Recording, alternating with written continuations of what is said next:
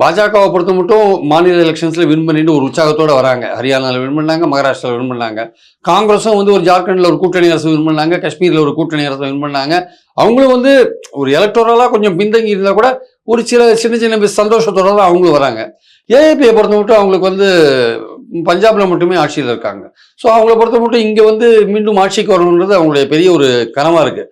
ஆனால் அந்த கனவை காங்கிரஸ் இந்த வாட்டி தகர்த்துருமான்னு ஒரு பயம் அவங்களுக்கு இருக்கு. ஏன்னா அந்த ஓட்டை பிரிக்கிறதா கூட்டணியில சேர்ந்திருக்க வேண்டிய முஸ்லீம் ஓட்டையும் பட்டியலினத்து ஓட்டையும். ஆனா அவங்களுக்கு என்னன்னா ஹரியானால காங்கிரஸ் அவங்களுக்கு சீட் கொடுக்கல அவங்களுக்கு. அதனாலதான் காங்கிரஸ் அங்கே தோத்துது. ஆக்சுவலா ஒரு 7 சீட்டோ 8 சீட்டோ கேட்டாங்க, கொடுத்துருந்தாங்கன்னா ஹரியானால காங்கிரஸ் ஆட்சிக்கு வந்திருக்கும்.